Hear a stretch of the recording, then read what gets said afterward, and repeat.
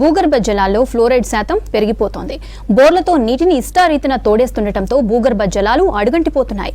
పంటల దిగుబడుల కోసం చల్లే రసాయనాలతో గ్రౌండ్ వాటర్ కలుషితమవుతున్నట్లు భూగర్భ జలశాఖ పరిశోధకులు నిర్ధారించారు.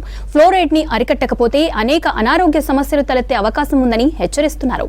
ఉమ్మడి వరంగల్ జిల్లాలో పెరిగిపోతున్న ఫ్లోరైడ్ పై V6 స్పెషల్ స్టోరీ. భూగర్భ జల వినియోగం పెరిగిపోతుంది. నీటి అవసరాల కోసం బోర్లు వేసి పాతాళ లోతులో ఉన్న వాటర్ను పైకి తోడుతున్నారని భూగర్భ జల శాఖ అధికారులు ఆందోళన వ్యక్తం చేస్తున్నారు. హన్మకొండ, వరంగల్, మహబూబాబాద్, జనగామ, జయశంకర్ భూపాలపల్లి జిల్లాల్లో నీటిలో ఫ్లోరైడ్ శాతంపై లేటెస్ట్ టెక్నికల్ మిషన్లతో పరిశోధనలు చేశారు.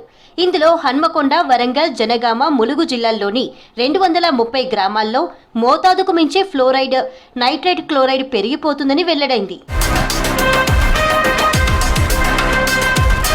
భూగర్భ జలాలు కాపాడుకునేందుకు ప్రభుత్వం వాల్టా చట్టం తీసుకొచ్చింది. ఈ చట్టం ప్రకారం బోరు మధ్యకు కనీసం 100 మీటర్ల దూరమైనా ఉండాలి. కానీ నిబంధనలు ఎవరూ పాటించడం లేదనే విమర్శలు వ్యక్తమవుతున్నాయి. ఈ చట్టాన్ని అమలు చేయడం కోసం అధికారులు కూడా పెద్దగా పట్టించుకోవడం లేదు.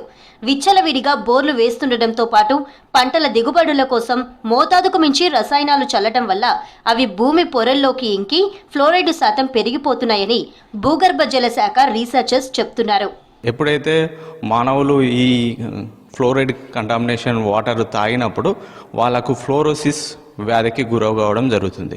అంటే ఇది డిఫరెంట్ స్టేజ్లలో ఉంటుంది. ఇప్పుడు నల్గొండ ఏరియాలో చూసుకుంటే అక్కడ fluoride content about 10 milligram per litre ఉంది. సో అది తీసుకోవడం వల్ల వాళ్ళకు స్కెల్టన్ ఫ్లోరోసిస్ వచ్చింది, కాళ్ళు చేతులు వంకరపోవడం.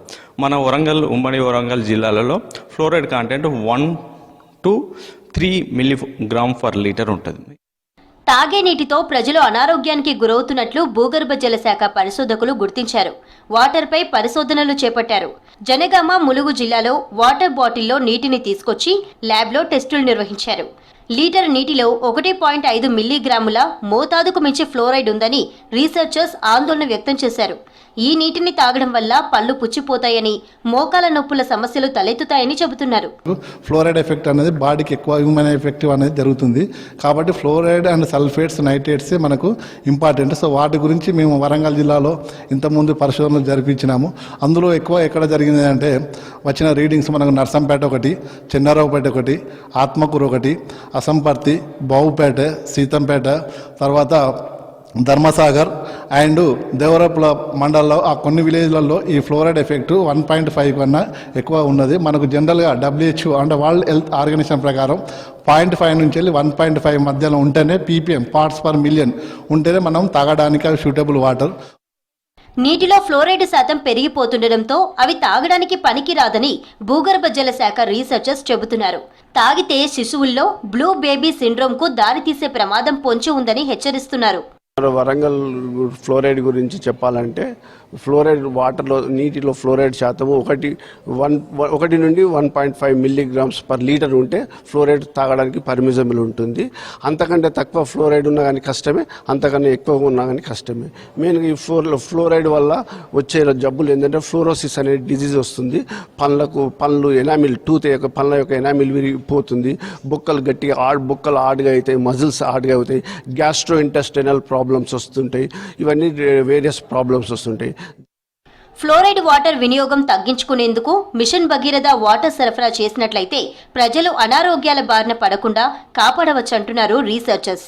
లేకపోతే అనారోగ్యాలకు గురయ్యే పరిస్థితి నెలకొంటుందని అంటున్నారు.